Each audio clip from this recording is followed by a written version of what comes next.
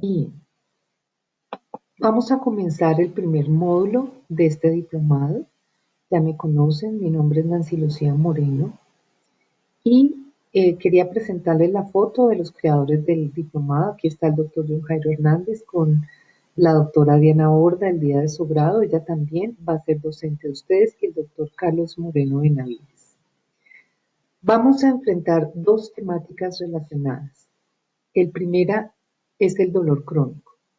Este es el dolor que persiste más allá de la lesión que lo originó y que permanece una vez que dicha lesión desaparece.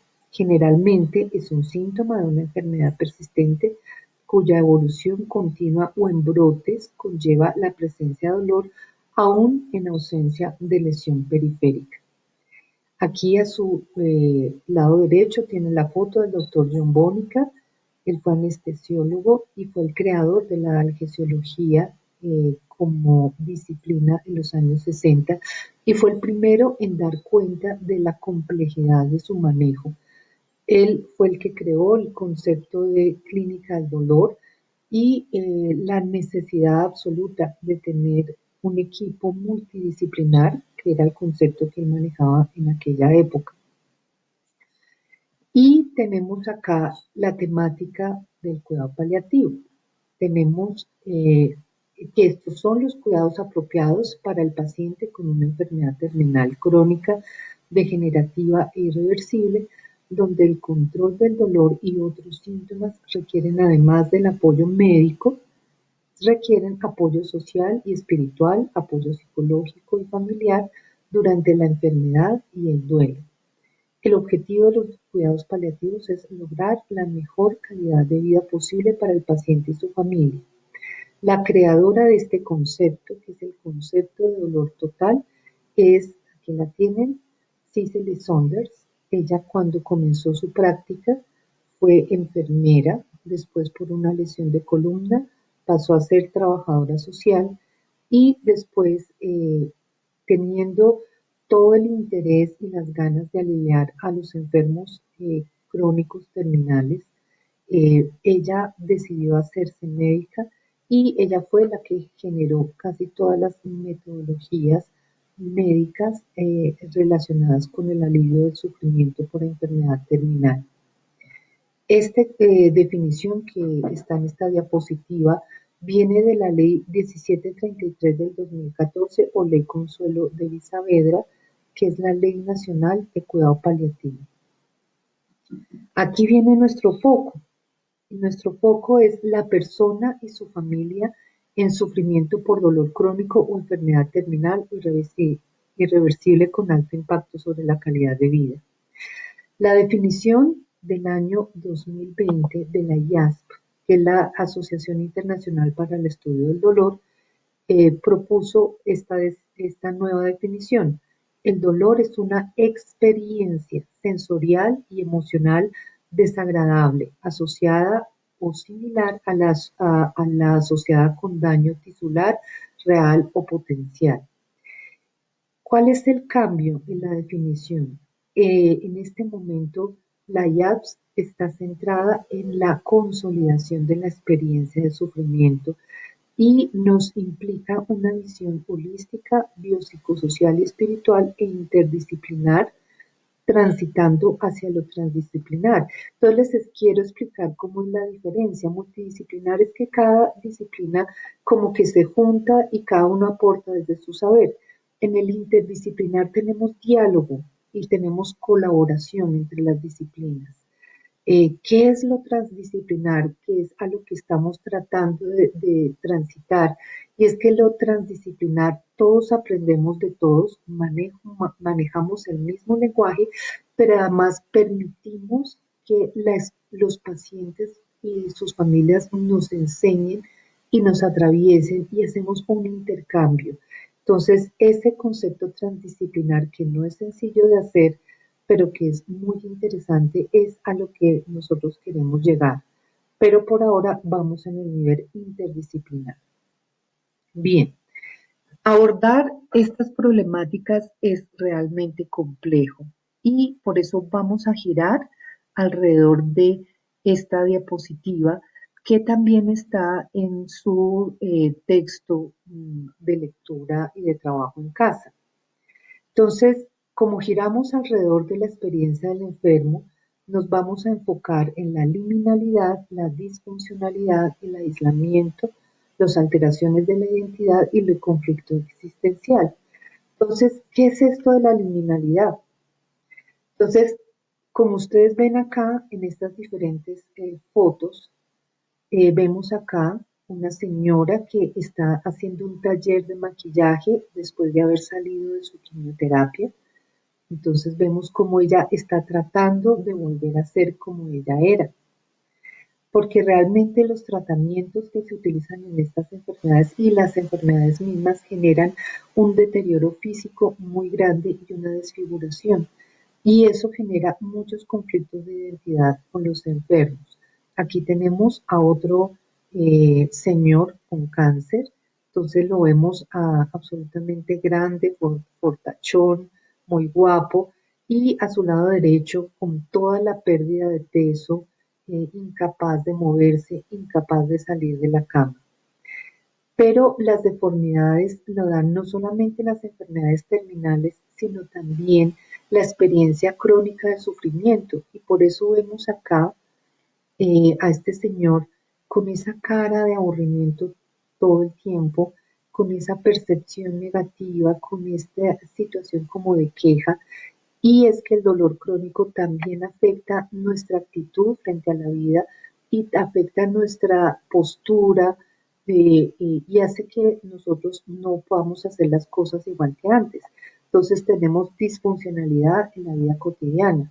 Entonces aquí vemos a esta enfermera que tiene dolor crónico. Imagínense todo lo que una enfermera tiene que hacer y ella parece ser que tiene dolor lumbar. Entonces, imagínense la disfuncionalidad y lo que altera su capacidad laboral y su identidad cuando no puede hacer las cosas que ella normalmente hace. Lo que nos describen las pacientes con dolor crónico es esta situación, es estar amarrados permanentemente, no poder hacer su vida. Y acá tenemos a una señora con artritis crónica. Mírenla, se siente dolor en sus manos y ella está centrada en cocinar, en hacer los oficios de la casa y sus manos ya no funcionan, son rígidas, son dolorosas. Miren su cara de aburrimiento y de sufrimiento. Entonces, esta experiencia del enfermo hace que ellos queden como en una situación en la cual no pueden comunicar adecuadamente su problemática y quedan aislados. Les recomiendo particularmente que lean el blog de Marce, que está dentro de los recursos de su módulo, y miren todos los relatos que existen sobre la experiencia del enfermo. Ahora bien, vamos a pasar a la segunda parte de esta diapositiva y es que vamos a hablar del personal de salud y vamos a ver el impacto del desconocimiento de este tipo de problemáticas. Entonces, ¿cuáles son las situaciones que suceden comúnmente? Entonces, como no comprenden bien el fenómeno, hay una situación de incomunicación. Entonces la persona se queja de mucho dolor, pero como no le encuentran nada grave, le dicen, eh, usted está fingiendo o lo que tiene es muchos problemas en la casa o de pronto está muy estresado y no hay un abordaje adecuado de su dolor. También se suceden muchas situaciones de incomunicación en las consultas de urgencias de enfermos en cuidado paliativo, es frecuente que los médicos emergenciólogos están entrenados para detectar todos los síntomas de amenaza de la vida e intervenirlos rápidamente. Entonces, frente a un enfermo que ya sabe que está en la fase final de su enfermedad, como que ellos quedan descolocados acerca de qué decirle a ese enfermo y a esa familia que están en su desesperación, tratando de evitar lo inevitable, que es que la persona muera. Entonces, la mayoría de ellos o bien generan unas solicitudes exageradas de procedimientos y de tratamientos médicos y frecuentemente caen en la sobremedicación. También está el tema de los prejuicios. Entonces, muchos pacientes con dolor crónico son catalogados de manipuladores. Entonces, estos prejuicios están sustentados en el desconocimiento y está la relación de desconfianza. Eh, Hay una incapacidad para recibir la carga afectiva que implican estos pacientes, porque casi todos los pacientes de dolor y cuidado paliativo y sus familias llegan en desesperación o llegan buscando y exigiendo una solución a su problema y sienten que nadie los escucha. Entonces, para el médico que no tiene entrenamiento, esta es una situación bastante complicada porque se siente como muy presionado y no sabe qué hacer frente a esas demandas. Y también es muy frecuente que los profesionales que tienen que ver estas problemáticas sin adecuado entrenamiento entren en fundimiento porque no saben qué hacer con esto, porque son realmente problemas complejos. En todas las revisiones de evidencia de efectividad de los tratamientos, cuando uno observa la efectividad por cada una de las disciplinas, la efectividad en el manejo de estas patologías es baja. Cuando se maneja en equipos interdisciplinares y se potencian las intervenciones de cada uno de los miembros del equipo, la efectividad es mayor. Mm, pero para el profesional que queda solito atendiendo estos casos, lo que terminan es haciendo síndrome de fundimiento. Entonces, veamos qué pasa cuando hay formación académica y emocional, porque el aprendizaje también es emocional. Entonces, el conocimiento genera confianza en la relación terapéutica, el que el paciente lo vea a uno explicándoles adecuadamente su problemática, preguntándoles bien, ellos les genera muchísima confianza. Ellos dicen, bueno, esta persona quizás no me alivia del todo, pero por lo menos sabe de lo que le estoy hablando y está tratando de hacer algo para aliviarme. El trabajar en sus vidas personales, a ustedes profesionales de la salud, reduce los efectos de la contratransferencia. ¿Qué es la contratransferencia? Son todas las emociones que nos provocan los enfermos y que no son producto del enfermo como tal, sino que son reminiscencias de relaciones del pasado. Entonces podemos tener compasión extrema y hacer medidas desesperadas y encarnizamiento terapéutico, o podemos hacer rechazo de los pacientes y empeorando su situación.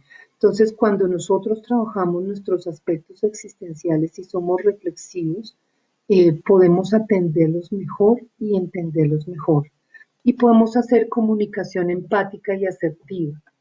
La toma de decisiones se debe hacer de manera conjunta con el paciente y eso implica el desarrollo de habilidades para poderlos intervenir. Bien, ustedes en su módulo debieron haber revisado ya el Estudio Nacional de Dolor Crónico, de dolor que generó la Asociación Colombiana para el Estudio del Dolor en el 2014. Acá yo debo decirles que la generación de información para las políticas públicas en nuestro país es realmente muy baja y son las sociedades científicas las que han hecho el esfuerzo por generar esta información. Obviamente una sociedad científica no puede tener estudios actualizados porque son bastante costosos. Entonces, por eso esta es del 2014 y la versión anterior es de 10 años anteriores. Entonces, pero esta es la mejor información que hay. Dentro de este estudio, ellos preguntan, ¿quiénes han sufrido algún dolor durante 3 meses o más? La definición oficial de dolor crónico es dolor persistente por más de 3 meses. ¿Por qué más de 3 meses? Realmente es una convención. Hay personas que hacen fenómenos de sensibilización central tempranamente, antes de 15 días, y hay otros que se demoran más de los 3 meses. Pero digamos que los diferentes estudios ponen como un punto medio en los 3 meses. Por eso la IASP por convención dejó los 3 meses como definición del dolor crónico. Y ustedes ven este problema gigantesco. 46% de la población general padece de dolor crónico. Bien, con respecto a la epidemiología del cuidado paliativo, la situación es más grave. Eh, este mapita que les traigo acá viene del Observatorio Colombiano del Cuidado Paliativo. Esta es una iniciativa académica de la Universidad del Bosque y es el doctor Miguel Sánchez quien lidera este equipo. Ustedes ven y realmente cuando él hizo esta página, él pensaba en aportar información relevante para el diseño de políticas públicas. Miren lo interesante que él nos muestra. Los departamentos que están en color azul más oscuro son los que más disponibilidad tienen de servicios de cuidado paliativo y si ustedes observan, vean la gran deficiencia de cuidado paliativo en casi todo el país. En los que antiguamente se llamaban territorios nacionales, realmente la disponibilidad es muy escasa, pero miren la situación de Cundinamarca, que es un departamento central, y todo el cuidado paliativo está concentrado en Bogotá. En el Santander hay muy buena disposición de servicios de cuidado paliativo, pero hay otras zonas del país donde realmente hay muy pobre disposición de servicios. Entonces, el cuidado paliativo, esta página que es tan interesante, se centra en el desarrollo de políticas públicas, la disposición de servicios de cuidado paliativo, la disposición de opioides y la disposición de programas de formación en dolor y cuidado paliativo. Entonces también está el enlace para que ustedes lo analicen y está el artículo que nos generó el doctor Miguel Sánchez con la doctora Marta Jimena León, poniéndonos al día sobre la situación actual del cuidado paliativo en el mundo. Bien, en el tercer ítem, yo quisiera profundizar sobre el tema del sistema de salud. Como ustedes vieron en el material que se les envió, nuestro gran problema es que como fue concebido nuestro sistema de salud, fragmenta las líneas de atención. ¿Cuál es la consecuencia de esta fragmentación? Como ustedes observan, este es un estudio que hizo en Colombia en 5 EPS, la New Health Foundation, y estos son los datos que ellos nos mostraron. Es muy interesante porque aquí vienen los meses antes del fallecimiento, un año antes del fallecimiento. Entonces, como ustedes ven, la hospitalización cerca al fin de vida se dispara. Claro, los enfermos se enferman más cuando están en la curva de declinar funcional antes de la muerte. Y los pacientes y las familias se angustian muchísimo y por eso consultan muchísimo. Cuando en esta época, de muy cerquita, los 3 meses antes del fallecimiento, ya debieron haber sido intervenidos en cuidado paliativo y ya se les debió haber explicado que el manejo óptimo sintomático se puede hacer en casa y solamente excepcionalmente en el hospital. Es decir, tenemos una inversión en la utilización de recursos por no hacer adecuadamente el cuidado paliativo. También observamos cómo se disparan los procedimientos de alto costo. ¿Estos qué son? Es el uso de quimioterapias y de tratamientos salvadores en este periodo justo antes de la muerte cuando ya no tienen ningún sentido. También tenemos un aumento de los procedimientos quirúrgicos, igualmente con intención de salvar o de paliar, y algunas de estas intervenciones quirúrgicas tienen muchos problemas porque alteran realmente de manera grave la calidad de vida. Es decir, hay una discusión entre la necesidad de hacer tratamientos salvadores a última hora y permitir que el paciente elija realmente y tener una vida tranquila antes de morir. Muchos de estos procedimientos son amputaciones grandes o son resecciones de órganos que tienen muchas dificultades para cicatrizar en fases de la enfermedad donde ya hay desnutrición y la probabilidad de cicatrización es muy baja.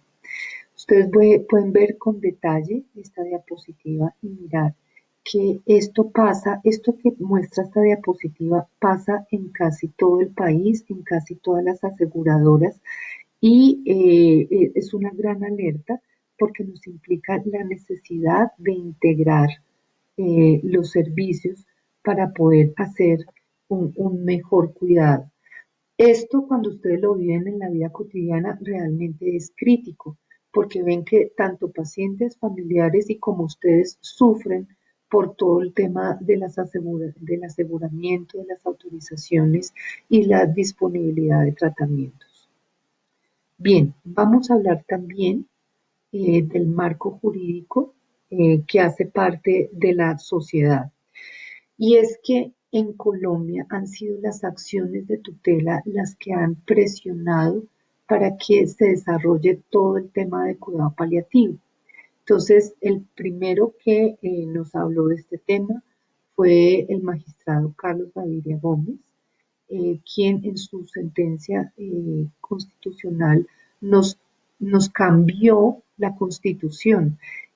Para él, en el concepto de él, el Estado colombiano debe defender la vida, pero no cualquier vida, sino la vida que es digna de acuerdo a la persona. Y esa es una modificación filosófica y conceptual muy grande. El detalle de la sentencia está en el material de estudio que tienen ustedes y a pesar de que esa sentencia se dio hace mucho tiempo, en el año 91, solamente hasta el 2014 se genera la ley Consuelo Davis Saavedra.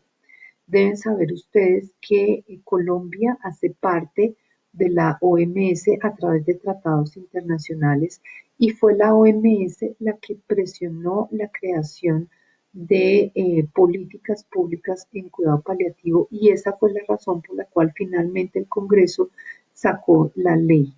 Muchas de las discusiones giraron a través del problema de la eutanasia, para los congresistas y para los presidentes que existieron desde el 91 hasta el 2014, era como la papa caliente. Realmente para ellos asumir el reto de autorizar la eutanasia en el país era realmente muy complicado porque había muchos grupos de interés en contra.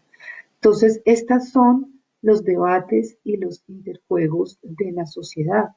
Ya en el 2015 se crean los comités interdisciplinarios para la muerte digna, de los cuales nos va a hablar en detalle la doctora Ana Isabel Gómez. Y en el 2018 se autoriza la muerte digna en niños y adolescentes. En el 2018 tenemos ya la legislación de voluntades anticipadas. Todavía hay mucho que hacer respecto a esto, pero este es el marco jurídico que tenemos. Nuestra sociedad ha venido un poco atrás en las discusiones de lo que el marco jurídico lleva en este momento la delantera, pero realmente ha sido la desesperación de los pacientes que a través de las diferentes acciones de tutela han llevado esto a la Corte Constitucional y ha sido la Corte la que ha presionado los cambios normativos. Bueno, y para el último punto que es de la familia, vamos a hablar de lo complicado que es lidiar con la familia.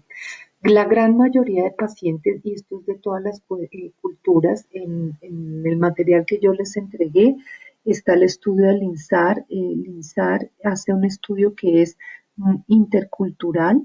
Él vive en Australia y el artículo fue publicado en Australia, pero tiene gente de todas las culturas y él muestra esa situación tan interesante. La gran mayoría de los pacientes quiere ser acompañado, pero cuando ya la familia los acompaña, a veces piensan que mejor no hubieran estado.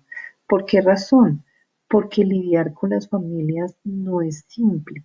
Ustedes ven en todo el centro de la foto una gran familia. Esta es una foto de la película El Padrino, donde está Al Pacino, el personaje de Al Pacino, junto con todas las líneas familiares de esta gran familia con sus secretos, sus problemas, su violencia, sus asesinatos, sus pecados.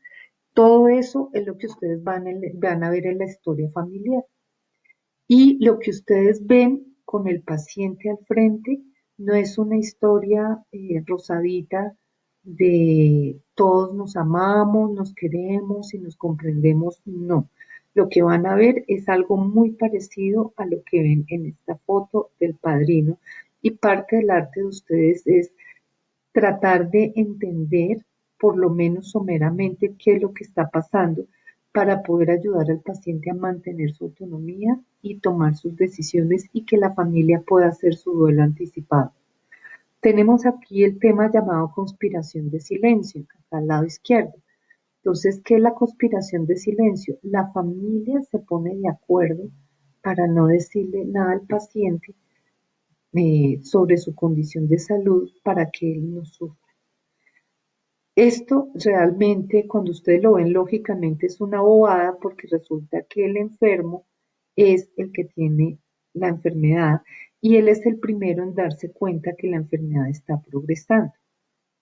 Pero ese doble juego de la familia ocultando la enfermedad y el paciente dándose cuenta que se la están ocultando y él a su vez ocultándolo para que ellos no sufran, genera un empeoramiento del aislamiento del paciente y una distorsión completa en la toma de decisiones. Entonces aquí se salta todo el tiempo la autonomía del paciente. Bueno, y tienen esto, parte de la elaboración del duelo familiar es la búsqueda de tratamientos mágicos. Entonces acá hay un montón de esquelitas sobre tratamientos mágicos.